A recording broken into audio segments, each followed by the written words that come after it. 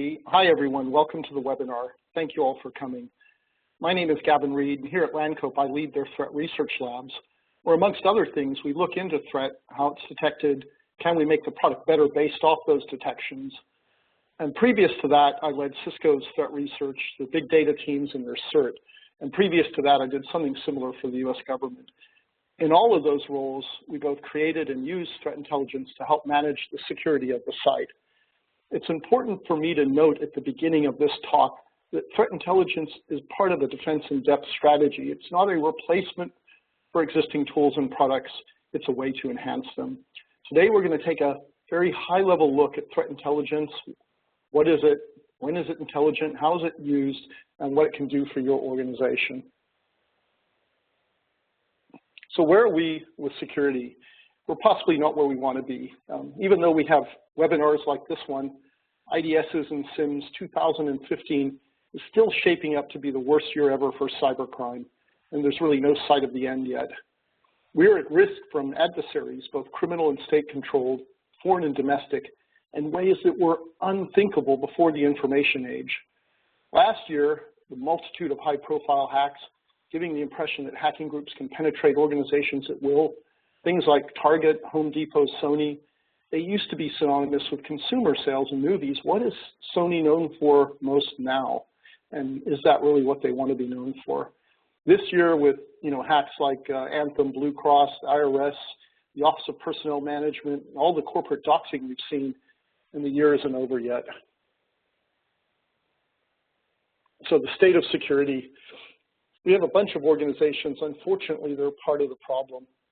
They have an ostrich-like approach to security and only do what is mandated, and sometimes not even that. They've not invested appropriately to protect their organizations.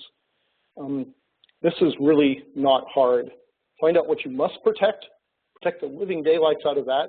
Don't make it easy to access, make it hard, and log the living daylights out of accesses. This isn't new. Here's an Irish tower from the Middle Ages. They spent a fair bit of community resources and years in building it, put all the cool stuff up at the top and pulled up the ladders when not in use.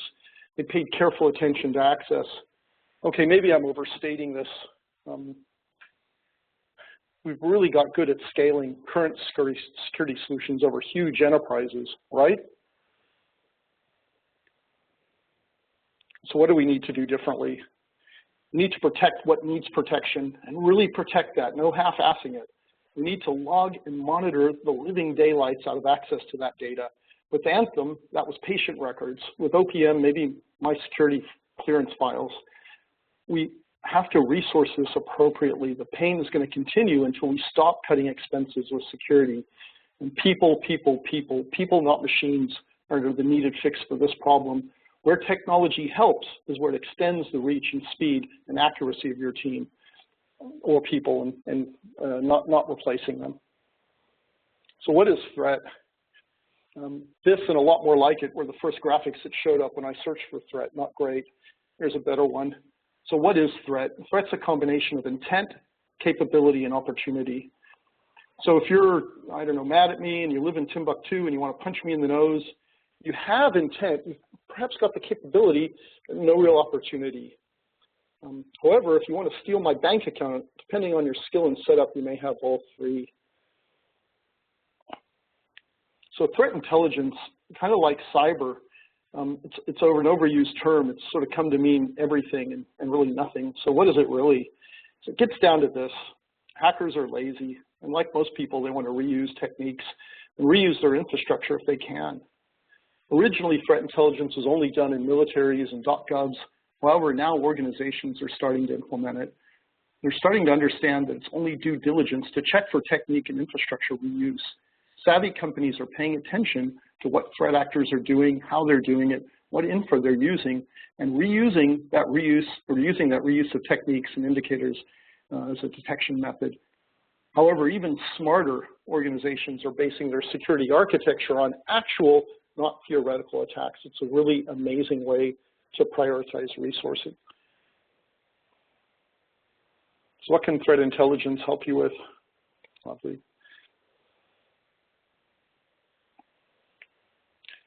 Good intel is a force multiplier across all of your incident response capabilities. Security tools without data to look for are a bit like the screwdriver that's lost in my garage. There's a lot of stuff that screwdriver could do, but right now it isn't doing anything. And one of the big problems or myths with the security industry is that we somehow get data and magically find the bad guy. That only works for easy to detect automated attacks, ones we probably don't care that much about, and it fails miserably at hard human-led compromises. You know, terms like predictive analysis, it's one I hear used a lot. If that really works, they should apply it to the stock market, not security. They'd make a lot more money. The fact is often to find the problem, you have to do it just like law enforcement has done it forever. You have to start with a clue, and threat intelligence is that clue. Lastly, we need broad-based attribution. Now, I'm not talking about Facebook pics of the guy who hacked your site, but being able to know the difference between a nation-state attack versus someone driving hits to their YouTube gaming site.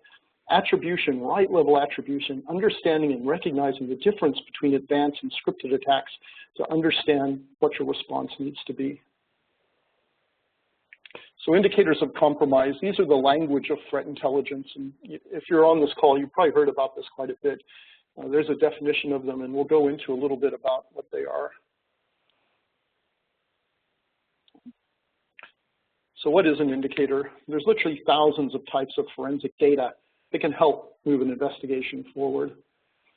Think of all the types of data present on a PC, you know, files, registry, services, URLs, caches, applications and their communications, things like network protocols, all of the other IP-related information, ports, IP addresses, DNS, and then, of course, quantifiers in context for all of them, things like the time, the type, how many. The Open IOC, which you see linked there, lists several thousands. And if you're having trouble at night, you could give that a read and look into depth at what all of them are. But you can understand that there are certain things that help sort of link an event to both where it happened, when it happened, why it happened, and how it happened. And those are the ones that we're most concerned with. And they're the ones that we're going to be talking most about today. So here's an indicator, and this might be one that's, you know, could be a threat. Hopefully a lot of folks on the call realize this is Google's DNS. Now, some of the malware guys have hard-coded Google's DNS to avoid detection through their own DNS servers. Although if you use this as an indicator, you're going to find thousands, you know, tons and tons of false positives. So that IP by itself, not really all that useful. It could be a threat, but it doesn't really give you any actionable information. There's really no context there, and it's not really going to help. Here's more what we're looking for, something with a bit of human intervention. One bit of context leading to a lot more. If you match this, say, on a CNC, you now have tons of other things to look for. And this is really to help you understand the totality of an attack. And we'll talk a little bit about that as we go along too. So feeds often takes the form of feeds. Wait, that's not a feed, hold on. Open, private, they're all over the map in efficacy. You know, some are really good, some are really bad. Some started really good and ended up really bad. Some are in between. And when talking to your feed vendors, I suggest you ask them 3 questions. And I've given this talk before, and they're actually getting better at answering these questions now. But the questions that you need to think about is how much of this feed is new, right? How much is added on a daily, hourly, weekly? How much of it is expired? How much of the data is expired? So are they actively monitoring whatever, you know, had them put it on the feed list in the first place? And if that activity stops, are they pulling it off? And you can understand how that's important, where if if you have like a sort of back-end infrastructure for a hacker on a criminal, business network, that may be static and it may last for a couple of months versus, some kid that's infected a machine on a Comcast network that has rolling DHCP that, may only really be effective or at all accurate for a couple of hours. So how much is expired? And lastly, and almost most importantly, how much is uniquely created content? So what in this feed do you guys actually put in? And, you know, having worked in this industry for a while and being familiar with a lot of the feeds, there's a lot of incestuousness kind of going on. So basically, I say, hey, feed vendor A, I'll give you some information I have if you give me some information you have, or I buy some information they have and they buy from me. And so there's a lot of reusing data in this particular industry. So definitely need to kind of understand both how much new content, you know, is put in, how much is it expired, how much is unique to your data feed. And then it's, you know, you can ask that sort of going in, but after that, it's really up to you to track. It's super important that you do track this, because this is going to help you understand if you've got multiple feeds, am I getting almost everything that I need out of this one feed? Is everything in feed B wholly encompassed in feed A? Is feed C no longer expiring their data, and so maybe we shouldn't use them anymore? So it's really, really important as you start setting up these things for you to have the sort of capability to pull metrics off it and figure out the answers to those questions yourself. So what sort of sources of this kind of indicator and techniques, where do they come from? So this started with industry-specific groups like FIRST and Ops Trust, and that is still one of the best sources. Make sure you get involved, make sure you help. In all of these sort of more open source groups like FIRST, you will get in what you get out of, what you put into it. The price for involvement is dedication of time and resources. So it's super important if you're not involved in some of these industry groups to actually get involved. That's probably the #1 source of really good data, and it still remains that way. Now we have public-private information sharing groups through things like DHS's CISCP program. I highly recommend that if you're a US company. Really good information sharing, and they've done their best to try and make all of the information that they share widely usable. Unlike past efforts where everything was sort of locked down to particular security clearance levels. Highly recommended. Want more information, ping me later about this, happy to share. There's a number of sort of secret squirrel organizations that share information really, really broadly, and they've sort of, groups have banded together and done this sort of specifically because they had to, and they've been sharing information. So, if you do have the availability to get invited into one of these groups, we won't talk about what they are, but if you have a sort of need to be in there, typically you will get invited in. Really, really interesting data that gets shared.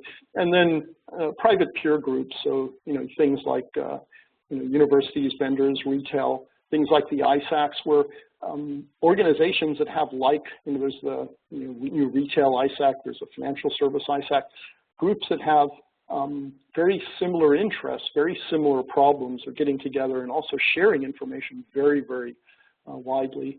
And then, of course, the pay-for-play stuff. And that's where a lot of people, unfortunately, start, and it's maybe where they should be finishing.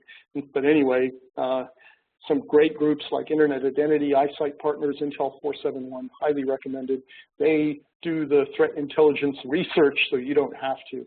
And, groups that are, companies that are in the Fortune 50 or even some Fortune 500s, they're using all of these and getting a lot of really good information out of them.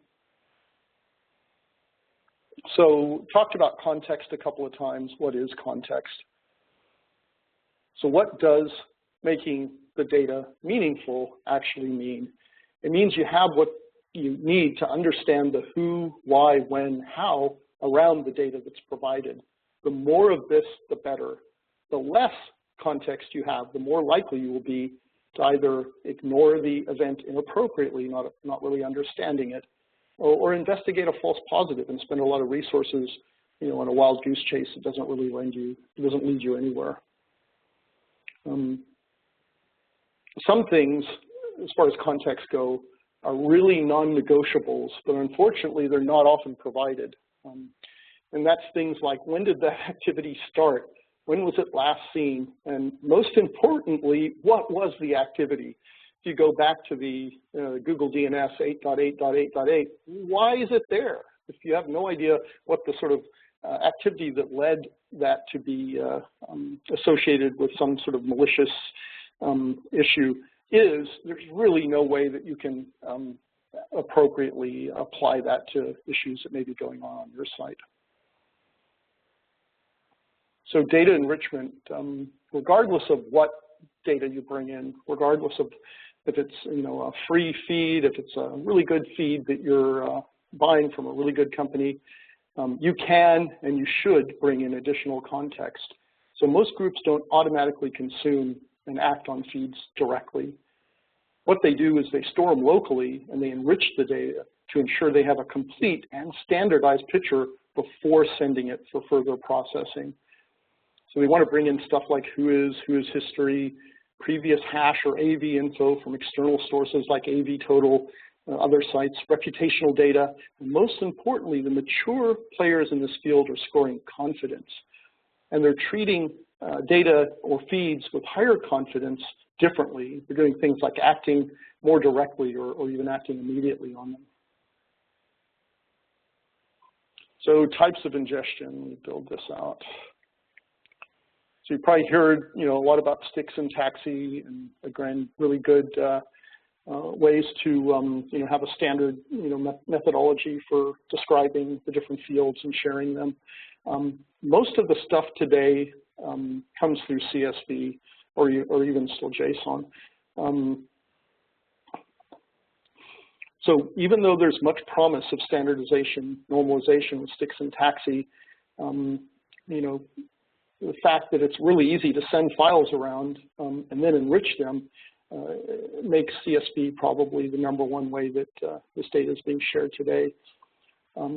It's also important to know that you still need to have, regardless of the automation, you still need to have a robust process for handling manual data input from things like a PDF alert or a phone call. And often some of the best data, most specific data, comes through a non-automated channel. And you need to be able to process these as effectively as the automated stuff. This is a major issue for everyone with no real great solution today other than people resourcing.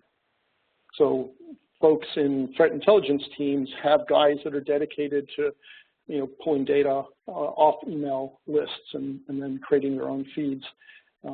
And putting context into that or pulling data off a PDF. So operationalizing, how do people do this? How are feeds or individual IOCs managed in a life-cycled approach? So typically we have some form of data source, and we've talked a lot about that so far. And we have a sort of a new thing that's come up in the last couple of years called a feed manager, and then some sort of comparison engine, and then comparison with your internal data. And then we build this out. So data sources, number of good ones, open source Critical Stack, Zeus Tracker, Pay for Play, iSight Partners, Internet Identity. Feed manager, so again, new thing, we have Soltra, which is available for free, but the connectors are paid. And this Soltra came out of the financial services ISAC. It used to be called Avalanche, but now is managed by a company, and it's just for managing feeds and adding data and adding context and expiring data. And then Threat Connect has got a really strong offering in this space too that, of course, leads to all their sandboxing and other connectors. And then the way that many people that have been doing this for years is CRITS, and CRITS has more recently been open source. CRITS originally started around sandboxing, but now it's gotten a lot more open for using ability to use different feeds and manage different feeds. And there's a number of other ones that I didn't manage or didn't talk about here.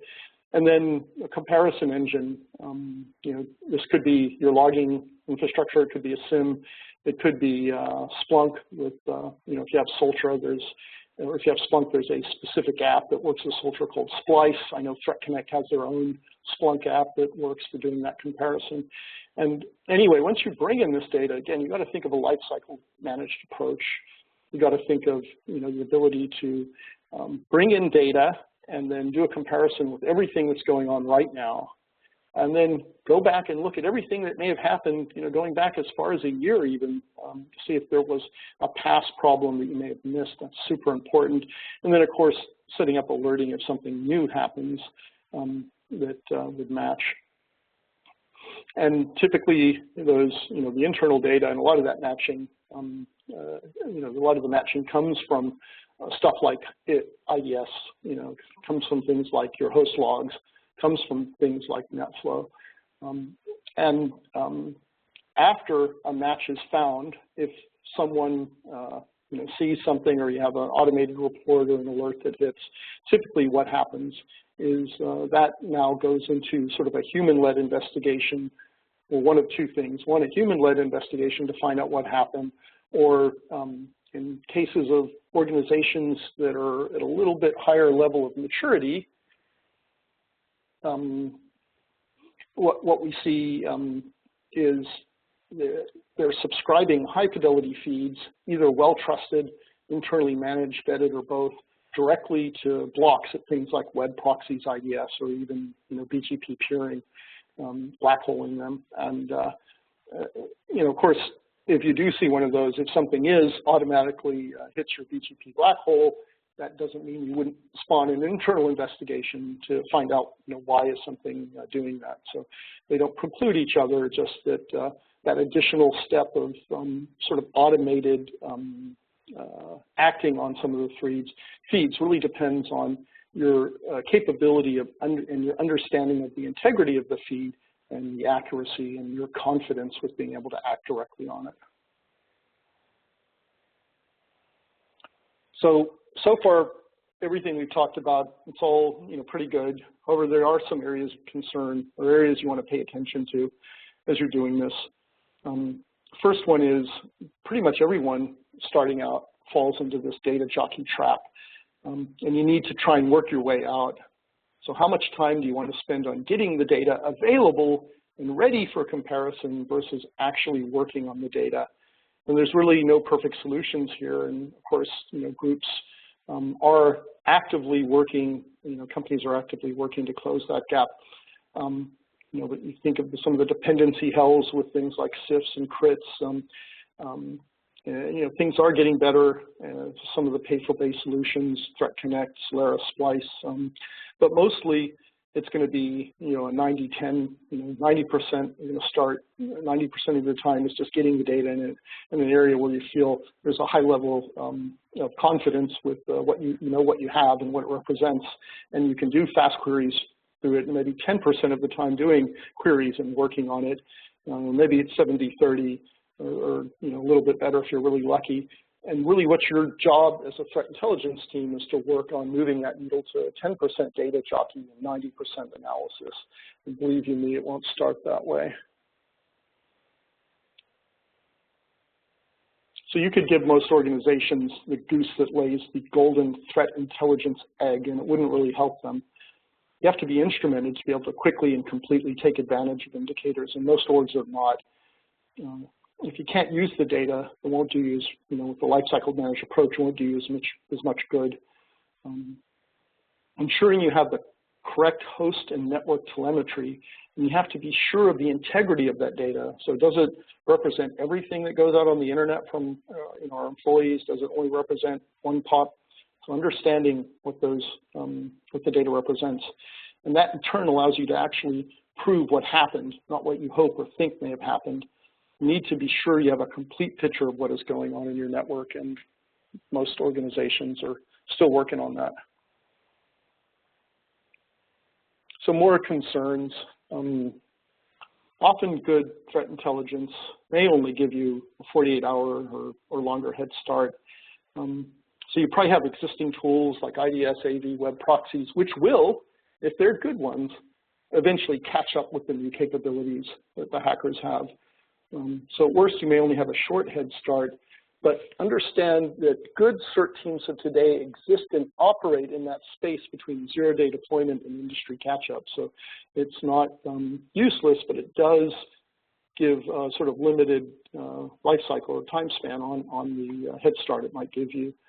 Another big issue is that the public-private feeds are not really meant for your organization. They're usually designed and meant for all customers, all sectors. So if you're like in retail and maybe you're most interested in point of sale malware, if you're in the financials and maybe interested in banking Trojans or DDoS against financials, the majority of threat feeds out there today are built to serve all sectors and all customers, not your specific use case or needs. And then there's an inherent issue with sharing, which, you know, basically, if a few people know something, they can take good advantage of it. If everyone knows it, then there really is no advantage to have.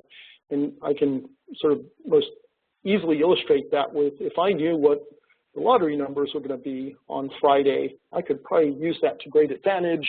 If I, you know, had a way of, you know, consistently finding out what those lottery numbers were, I could maybe share that with, you know, 1 or 2 other people, and we could all do pretty well.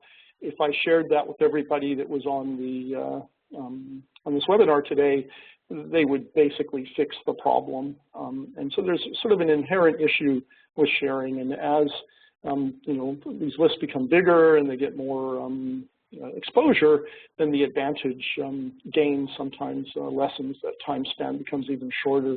And we've seen things like, you know, folks that have inappropriately, say, uploaded a piece of malware that we knew was part of an advanced attack to VirusTotal, and then seconds after it was uploaded, the threat actor is actually changing up the malware on all the other systems because they're actively watching it. So none of this is news to you, but it's all sort of indicative of things that you know, sort of need to be concerned with. So what do you do to fix this, right? You have to create your own first-party research. Things like pulling your own malware samples, searching the internet for bad sites, any other way you can get exposure to unique attacks, specifically attacks to your organization. And I think, you know, talked about this first probably about 6 years ago, that you should be pulling in all the attachments to your site and processing and pulling the data and keeping a database of that. Still as important today as it ever was. And if you create your own specific first-party threat intelligence, some of those major problems are no longer a concern. So, you know, there's no issue with sharing, as you may be the only one with the data, potentially. It is tailored specifically to attacks at your infrastructure. You know, you can do research, you can pull in data to specific problems that your organization is having. And as far as that lifespan or time span, no one may ever include it in an IPS or web block, so you may have something unique with a much longer lifespan. So again, a mark of a mature organization is they're not just processing. This doesn't mean you can not process the open source and pay for play stuff. I absolutely recommend that you do that as well. Really, what we're saying here is that as well as that, the mark of mature threat intelligence teams are creating their own threat intelligence. And that's really the kind of nirvana that people should be working towards today. So some passing thoughts here as we get towards the end of the webinar is, if you're a threat intelligence team for an organization, make sure you have some deliverables. Don't have finding the needle in the haystack your only performance goal. If you do, good luck with that. I suggest as well looking at the following. So prove the negative. Be able to provide well-documented audit trails on what you've done to protect the organization. If you're in, say, financial services, show and keep metrics, document what you've done on a daily basis, the comparative analysis, say, of all the FSISAC data. This will be used in audits, and the company will love and value your well-documented proof of due diligence you provided. Deliver threat briefings to key stakeholders, so become that voice of reason around cyber threat in your organization. Make these briefings as organizationally relevant as possible. Say things like, this impacts us and why, or we are not impacted and here's why. So be that sort of rallying point for your organization. And in a similar vein, bring your organization together at least yearly on a top threats list. Bring various parts of your organization together, things like, you know, IT, legal, CERT team, to develop both a common taxonomy and prioritization of threats. This gets your organization talking about threats in an understandable and common way, and helps your team show strategic vision along with good networking and leadership. If you can do that, then you're kind of winning because you're influencing architecture, you're influencing the way security controls are put in sight, and you're interesting even things like budget. Well, folks understand the types of threats and they agree in a sort of common way to the prioritization of that, and projects based on that typically fall in line. So here's a quick example of sort of doing threat intelligence, and it doesn't depend on having masses of infrastructure deployed. So in this case, a CERT finds, say, a malware-laden doc used in a spear phishing attack. It pulls two indicators off of it, a hash of the file name and a C2 that the file was attempting to connect out to. In most organizations, after a check of those two indicators was completed, the investigation would be over. So without good intelligence, the CERT would have found and only really fixed one part of the problem. In this example, we found 5 other intrusions which had so far avoided detection through the normal tools. By having good intelligence, we got much closer to solving the issue. And really, the state of the art today with incident response is groups that can understand the totality of an incident and bring the business up to known good with a high degree of confidence. Threat intelligence has a role to play in helping you both understand initial clues and all aspects of the intrusion. Once you have a team and the correct data, next step is getting a clue, and threat intelligence can help with that. And one of the most severe attacks I've investigated, information came to light not by IDS or advanced malware detection or AV, but when a security officer of the university called me and said, I see some weird stuff being uploaded to a server here. Looks like it's from your company. That relationship would not have happened had we not prioritized working and sharing data in the larger security community.